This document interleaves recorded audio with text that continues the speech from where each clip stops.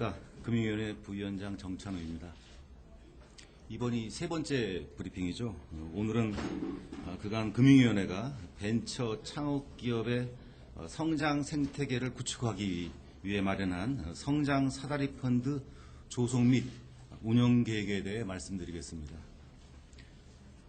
오늘 발표하는 성장 사다리 펀드 조성 계획은 우리 금융위원회의 2013년도 업무 계획의 제1 미션인 미래 창조 금융과 관련된 추진 과제의 하나이며 지난 15일 관계부처 합동으로 발표한 벤처 창업 자금 생태계 선순환 방안에 포함된 성장 사다리 펀드의 조성 계획을 세부 내용을 담고 있습니다.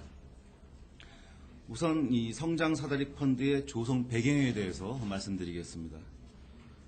과학기술, 문화 그리고 산업의 융합을 토대로 한 창조경제의 기반을 마련하기 위해서는 창업, 성장, 회수, 재도전이라는 건강한 기업 성장 생태계가 조성될 필요가 있습니다. 그러나 현재 우리 창업, 벤처기업의 성장 생태계는 불확실성과 정보의 비대칭성으로 인해 특히 고위험 분야를 중심으로 자금이 원활하게 공급되지 못하는 생태계 단절 현상이 발생하고 있습니다. 이에 따라 우리 금융위원회는 성장 생태계에 존재하는 이 자금 수급상의 불균형을 완화하고 단절 없는 건강한 생태계를 조성하기 위해 이번 방안을 마련하게 되었습니다. 다음으로 벤처 그리고 이제 중소기업의 금융 지원 현황을 말씀드리겠습니다. 현재 중소기업에 지원되는 자금의 양은 전반적으로 풍부한 것으로 판단됩니다. 그러나 우리나라 중소기업 금융은 다음과 같은 문제점을 갖고 있는 것으로 평가가 됩니다. 우선 중소기업의 자금 조달이 지나치게 융자에 의존하고 있습니다. 융자가 전체 중소기업 자금 조달 금액의 99%를 차지하는 등 융자 중심의 자금 조달 구조를 보이고 있어서 현금 흐름이 부족한 창업 초기의 중소기업에는 경영상 큰 부담으로 작용하고 있습니다. 또 투자의 경우에 있어서는 규모가 적을 뿐만 아니라 진정한 의미의 모험 자본의 역할을 수행하지 못하고 있다는 것이 일반적인 평가입니다. 창업 초기 단계에서 중요한 역할을 수행해야 할 국내 엔젤 시장 규모는 300억 수준에 불과합니다. 그리고 이 벤처 캐피탈은 초기 창업 단계 기업에 투자하는 비중이 매우 낮습니다. 투자 유형도 보통주보다는 이자 부담이 발생하고 상환권 확보가 중심인 대출형 투자가 확대되고 있는 추세입니다. 또한 이 중간 회수 시장이 활성화되지 못하고 있어서 투자된 자금이 원활하게 회수되고 재투자되지도 못하고 있어서 이 벤처 성장 생태계의 건강한 조성을 가로막고 있는 장애 요인으로 작용하고 있습니다. 이와 같은 융자 중심의 금융구조에서 벗어나 혁신, 벤처 중소기업에게 충분한 자금을 공급하는 모험 자본 역할을 수행하기 위해서 성장 사다리 펀드를 조성할 계획입니다. 성장 사다리 펀드는 투자자 간의 리스크 분리 구조를 통해서 정책 자금이 보다 적극적인 모험 자본의 역할을 하고 기업의 성장 단계와 시장의 자금 수요에 부합한 맞춤형의 다양한 이 금융 지원을 공급할 것입니다. 또한 성장 사다리 펀드에 투자를 받는 그러한 기업을 대상으로 해서 정책 금융기관 간 협업을 통해 투자, 보증, 그리고 대출이 복합되어진 금융 서비스를 제공하고 풍부한 성장 금융 서비스를 통해 창업기업이 중소기업으로 그리고 중견기업으로 성장해 나가는 튼튼한 통로도 제공해 나가겠습니다. 다음으로 이 성장 사다리 펀드의 세부 구조에 대해서 말씀드리겠습니다. 우선 성장 사다리 펀드의 기본 구조는 창업, 성장, 회수의 이 성장 단계별 모펀드와 개별 단계별 지원 목적을 좀 더 구체화한 자펀드로 구성된 펀드 오브 펀즈형 구조로 설계할 계획입니다. 그러니까 참고 자료에 나와 있듯이 만약 창업 청책금융이라는 큰 모펀드가 있으면 그 밑에 다양한 형태의 자펀드가 조성되게 됩니다. 그리고 성장 사다리 펀드에 조성된 자금의 운영은 분야별 민간 전문기관에게 위탁하여 운영할 계획이며 정책금융기관은 직접 운영을 담당하지 않을 것입니다. 아울러 정책금융의 모험자본 역할을 위해 정책금융은 고위험 고수익 투자를 그리고 민간 투자자는 저위험 저수익 투자를 담당하도록 설계하겠습니다. 특히 출자자로 참여하는 청년 창업재단과 정책금융이 고위험과 중위험을 적절히 분담하고 민간 투자자는 저위험을 분담하는 구조로 설계를 해서 민간 자금이 별다른 그 위험에 부담 없이 원활하게 유입되도록 하겠습니다. 성장 사다리 펀드의 규모는 1차 년도에는 정책금융자금이 0.6조 원, 그리고 민간 자금이 1.4조 원을 출자해서 총 2조 원 규모로 조성을 하고, 이 기간을 포함한 앞으로 3년간 정책금융자금이 2조 원 수준, 그리고 민간 자금은 약 한 4조 원 수준으로 참여하게 해서 총 6조 원 규모를 목표로 조성해 나갈 계획입니다. 특히 은행권 청년 창업재단과 정책금융을 통해 5천억 원 규모의 자금이 후순위 재원으로 활용될 예정입니다. 기업의 다양한 금융 수요를 충족시키기 위해 모펀드와 자펀드는 설립 목적과 투자 대상에 맞게 PEF, 벤처조합, 신기술 사업조합, 그리고 사모펀드 등 다양한 비이클을 통해 설립하겠습니다.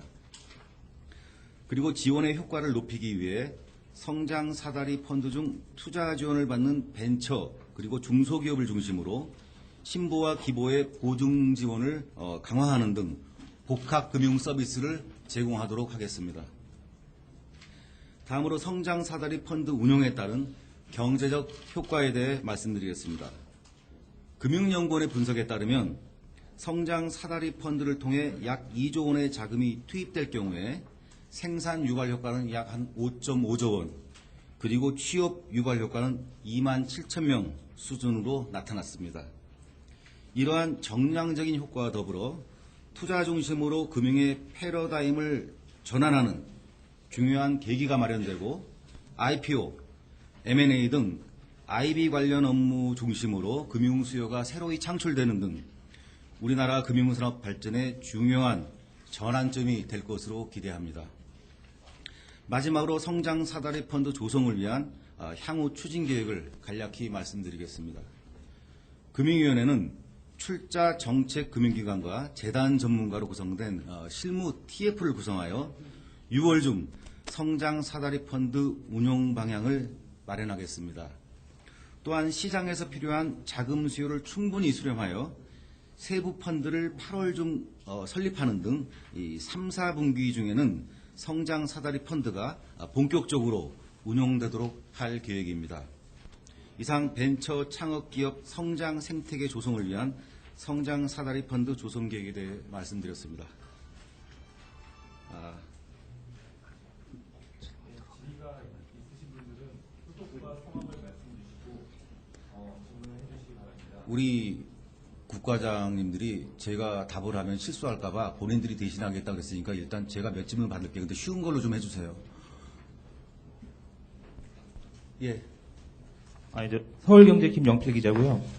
그 수익 배분 구조에 보면 그 기본적으로 정책금융은 후순위고 민간 투자는 선순위 투자자로 한다 이렇게 돼 있는데 네. 그 물론 이제 고위험 투자라서 좀 그런 부분이 있는 것 같은데 어쨌든 기본적으로 정책금융이 무조건 후순위로 들어간다고 하면 손실을 많이 볼 수 있을 것 같아서 그러니까 이제 그 정책금융 부분이 그렇게까지 해서 민간 투자자를 좀 봐줘야 되는지 그런 부분이 하나 궁금하고요. 추가를 한 가지만 더 드릴게요. 잠깐만 그거 먼저 대답. 네. 제가 이 점 볼까봐.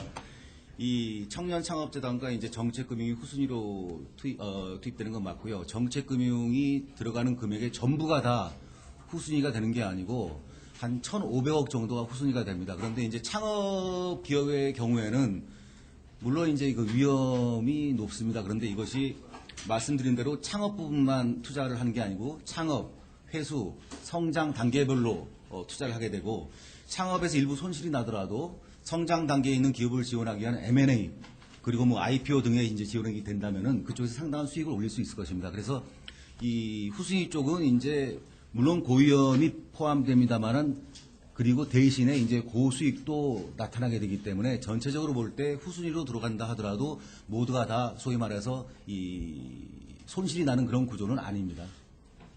하나만 더 여쭤보면 이제 경제 효과 부분이 있는데 여기 보면 기본 과정이라고 좀 이렇게 써주시긴 했는데 네. 좀 더 구체적으로 어떻게 이게 경제 효과가 나왔는지랑 그다음에 예. 취업 유발 효과와 고용 유발 효과는 어떻게 좀 다른 건지 좀. 이거는 제가 계산한 게 아니고 우리 위원회가 한 게 아니고 우리 위원회 그러니까 금융연구원의 도움을 받아서 했거든요. 그 부분은 나중에 그 작업을 실제로 분석을 시행한 임진 박사가 대답하도록 하겠습니다.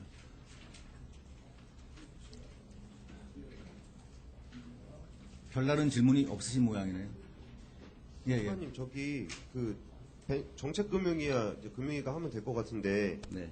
민간 자금 1조 4천억 원하고 뭐 그 후에 3년간 4조 1,500억 민간에서 한다 그러는데 그 민간이 누구예요? 민간이라는 게 연기문도 될 수 있을 것이고 기관 투자가들인데 우리가 끌어들이는 게 아니고요. 의무적으로. 우리가 이렇게 이제 후순위를 5천억 정도 깔고 중요함도 일부 보완을 하고 하니까 이런 투자 계획가 있으니 여러분들이 참여하라라는 거고요.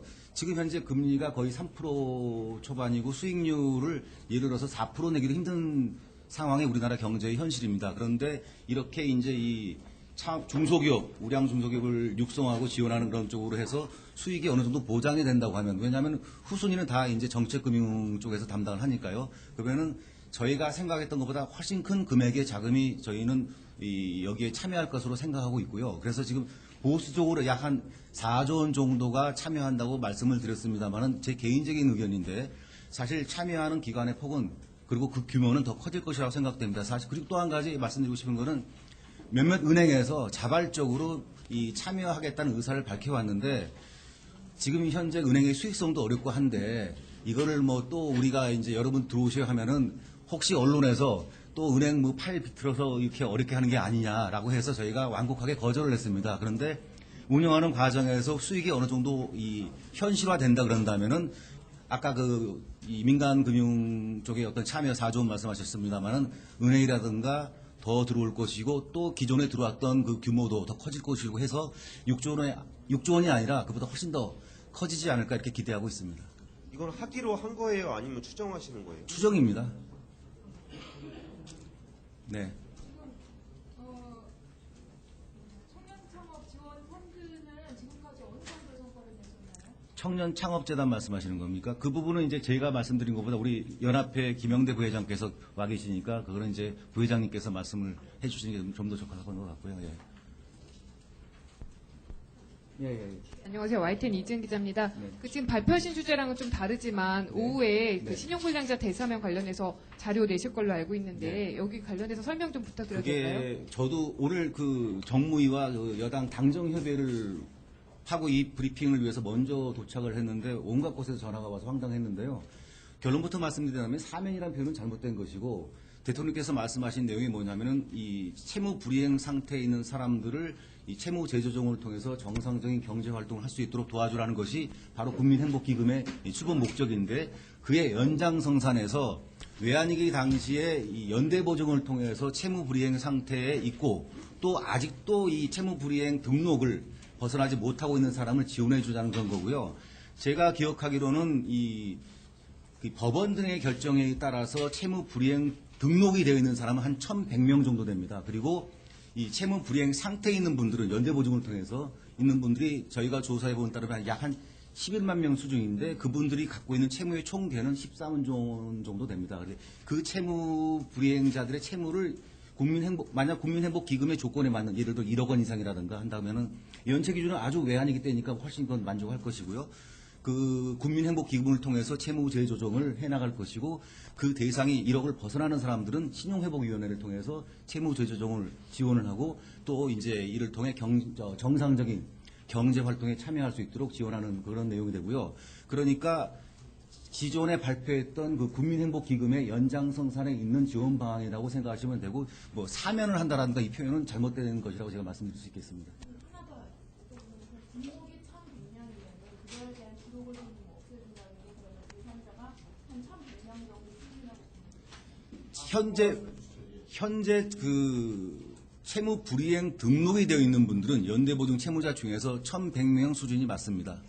그리고 11만 명, 10만 명 이거는 좀 잘못된 정보인 것 같고요. 단 채무 불이행 등록 정보를 떠나서 그걸 포함해서 채무 불이행 상태에 있는 그런 분들의 경우는 이제 한 11만 명 정도이고 총 채무액은 14만 원 정도로 저는 기억하고 있습니다. 그 내용은 사실 서민금융과장이 그거는 국민행복기금으로 하지 않고요. 캠프가 별도. 그 말씀을 제가 좀 이런 이 실수를 할까봐 우리 국가장들이 저한테 답을 못하게 하는 건데 국민행복기금을 통해서 하는 것이 아니라 이제 규모가 크다 보니까 이 캠코를 통해서 직접 채무조정에 나설 거라고 지금 우리 서민금융과장이 말씀하셨네요. 근데 그 내용은 같습니다. 13만 명 아닌가요? 13만 명 수준입니다. 전체 채무 불이행 그러니까 등록 정보가 남아있는 1,100명을 포함해서 13만 명입니다. 예. 11만 명. 11만 명 이런 실수를 하니까 1,100명이 채무 불이행 등록 정보로 기록되어 있고요. 법원 등을 통해서. 그리고 이를 포함해서 채무 불이행 상태에 있는 분들이 11만 명. 그리고 총 채무액이 13조 원입니다. 그거는 구체적인 안이 나왔나요? 아직까지 이제 왜냐면은 연대보증 채무라는 게 사업하는 분들을 위해서 많은데 그게 예를 들어서 뭐 금액이 매우 클 수가 있잖아요. 그리고 그건 모든 금융기관이 이미 다 라이트오프 해버렸을 겁니다. 그래서 싼값에 이제 사올 수 있을 것인데 예를 들어서 5억 원 연대보증을 했는데 50% 환면해 봤자 2억 5천 원 이거는 뭐 채무 재조정 하지 않는 거나 동일한 거기 때문에 그건 약간 다른 스킴을 통해서 할 것이고 그래서 국민행복기금이 담당하는 것이 아니라 캠코를 통해서 채무 재조정 지원에 나서게 되는 겁니다. 이제 이만큼 하고 저 물러나도 되겠죠? 그 구체적인 그러면은 동일한 사람 행복기금을 통해서 하는 것보다 더 많은 종류의 지원, 더 많은 금액을 더 많은 폭으로 상담받을 수 있다는 것처럼 들리는 저희 구체적인 내용은 오후 3시에 저희가 보도자료 배포가 준비되어 있으니까요. 그때 거기에 아주 구체적이고 세밀하게 나와 있을 테니까 잠깐만 기다리시면은 여러분의 궁금증이 해소될 수 있을 것이라고 기대됩니다. 자, 그리고 나머지 또 다른 질문 있으면 아까 이제 우리 임진 박사도 몇 마디 하셔야 될 것 같고 우리 김영대 부회장께서도 대답하실 것이 있을 것이고 그리고 고난이도의 질문 우리 이 금정국장님하고 이제 그 우리 안창국 과장께서 대답하도록 하겠습니다. 네, 감사합니다.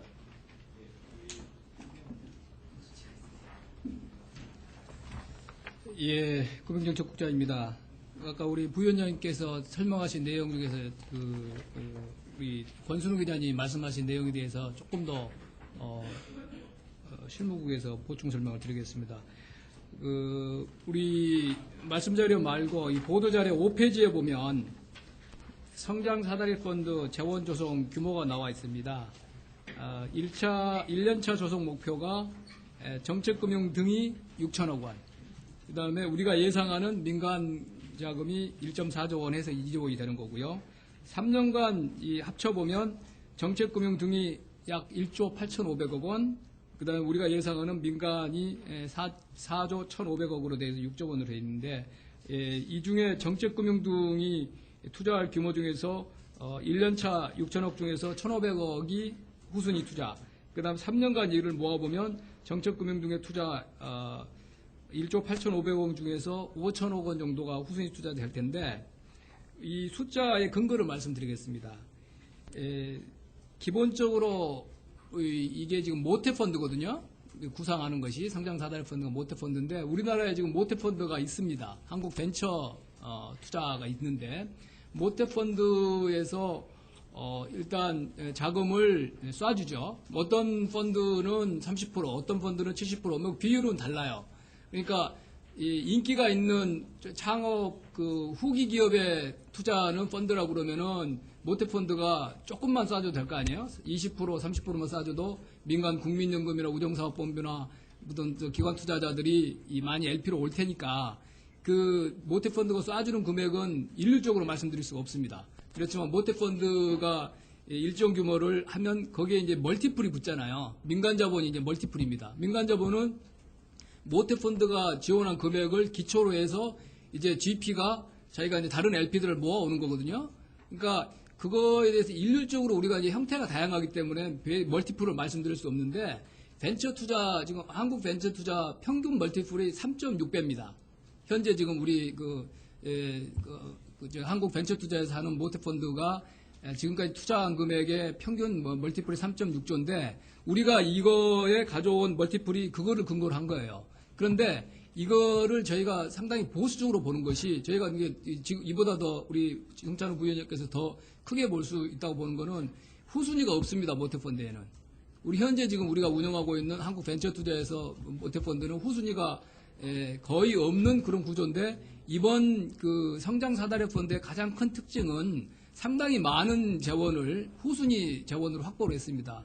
청년 창업재단에서 3,500억 정도 3년간 우리가 후순위 펀드 재원을 쓸 수 있고 정책금융기관에서 최초의 돈을 이렇게 출자를 할 때도 전부는 아니지만 아주 일부 초년도에 이 정책금융기관에서 지금까지 투자하는 것과 달리 일부를 후순위로 이제 하기 때문에 사실 한국 벤처 투자의 멀티플을 우리가 적용했습니다만은 여기서는 그보다는 또 멀티플이 더 늘어날 가능성이 있다. 그렇지만 저희가 그거를 4배다 5배다고 일률적으로 말씀드리기가 없기 때문에 지금 3.6배로 보수적으로 해놨고 결국은 이거를 이제 이 GP들이 이 뒤에 우리가 이제 중점적으로 지원할 분야에 대해서 참고자료를 따로 우리가 구상 중인 여러 가지 유형의 펀드, 이 자펀드의 이 구조를 저희가 참고로 유형별로 보도자료를 참고자료를 더 드렸습니다만은 그 유형별에 맞게 가져올 텐데 가져오면은 이 성장사다리 펀드에서 정책금융이나 이제 청년창업재단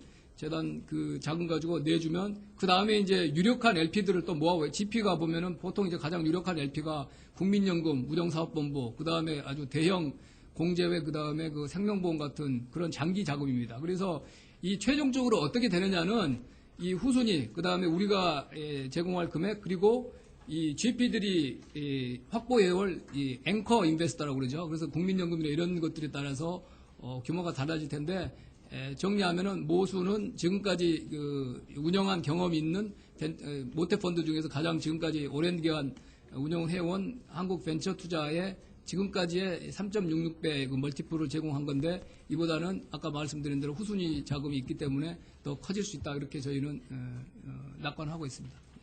그다음에 그 아까 임 박사님 좀 설명해 주시고 김영대 부회장 청년창업재단 좀 해주시죠. 예, 안녕하십니까. 금융연구원의 임진입니다. 성장 사다리 펀드와 관련된 경제적인 효과를 분석한 것입니다. 참고 3을 봐보시면 몇 가지 가정을 했습니다. 일단은 조성된 재원이 사전적으로는 저희가 어디에 투자가 될지를 알지 못하기 때문에 성장 사다리 펀드 조성의 목적에 맞는 전후방 연쇄 효과가 높은 상위 20% 산업에 투자하는 것을 가정하였습니다.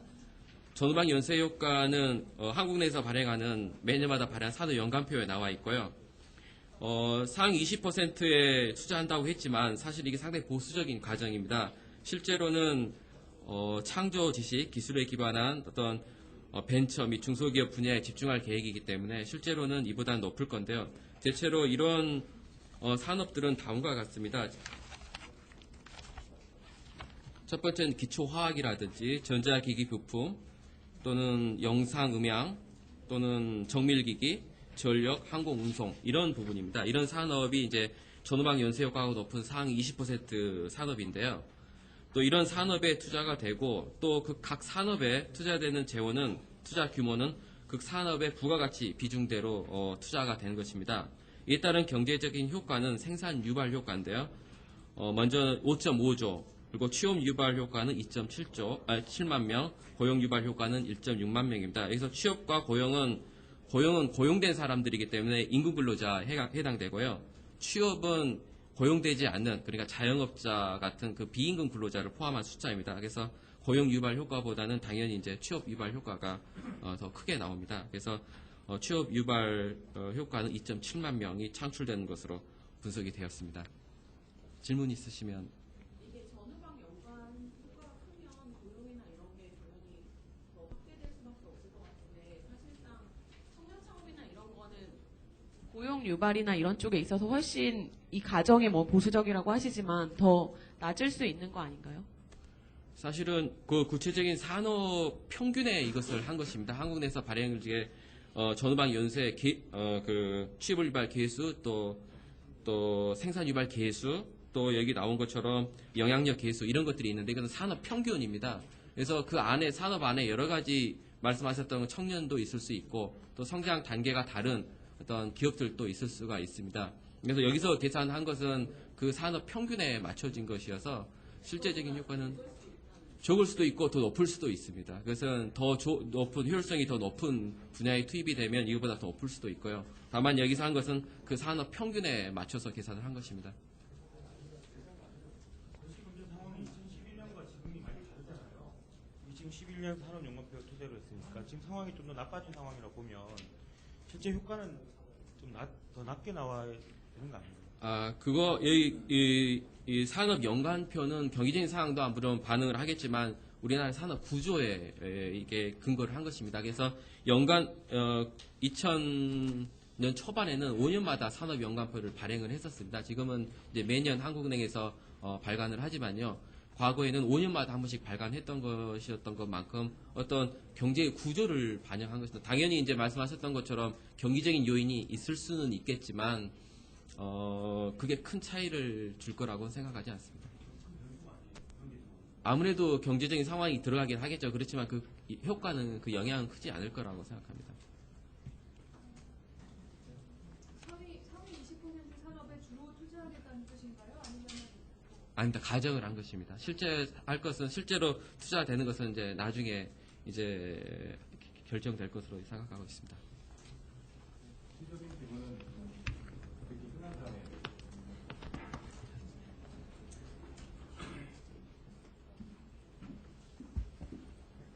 예, 은행연합회 김영대 부회장입니다. 아까 그 말씀하신 청년 창업재단은 지난해 5월에 설립이 돼서 작년에 이제 1,000억 원을 출연을 받았습니다. 그래서 그동안에 창업 지원을 위해서 보정 투자 등 해서 900억 가량을 지원을 했습니다. 그리고 아울러 이제 청년 창업 생태계 조성을 위해서 그 회복 공간을 마련하고 그리고 보육을 지원하기 위해서 D캠프를 지난 3월에 설치해서 운영 중에 있습니다. 앞으로도 지금 성장 사다리 펀드가 창업을 지원하기 위한 취지가 청년 창업재단하고 취지가 같은 만큼 앞으로 적극적으로 참여하도록 하겠습니다. 혹시 뭐 궁금하신 부분이 있으면 말씀해 주십시오. 900억 원 썼다는 게 예. 어디에 어떻게 쓴 건가요? 작년에는 이제 보정 중심으로 이제 지원을 했습니다. 보정이 한 840억 가량, 450억 가량 되는 걸로 기억을 하고 있는데요. 그리고 나머지 이제 투자를 했었는데 지금 저희들이 작년에 이제 외부 용역을 통해서 분석한 결과 창업의 경우에는 보정보다는 이제 투자가 바람직하다는 용역 결과가 나왔고 그래서 금년부터는 이제 투자 중심으로 전환하기로 했습니다. 그래서 지금 성장 사다리 펀드도 이 투자 중심으로 이루어지기 때문에 취지상 뭐 차이는 크지 않다고 생각이 됩니다. 투자된 기업은 투자를 받은 기업은 몇 개쯤 되나요? 구체적인 숫자는 지금 제가 데이터를 안 갖고 있는데요. 그거는 나중에 뭐 따로 말씀을 드리겠습니다. 한표적인 질문은 실제 투자 금액도 얼마나? 금액하고 그건 나중에 알려드리겠습니다. 투자 금액은 그렇게 크지는 않습니다. 그래서 그건 작년에 이제 직접 투자를 했기 때문에 금액이 크지 않고 이제 간접 투자 중심으로 전환하기로 방향을 정하고 앞으로 이제 성장 사다리 펀드하고 적극적으로 이제 협조해 나가도록 하겠습니다.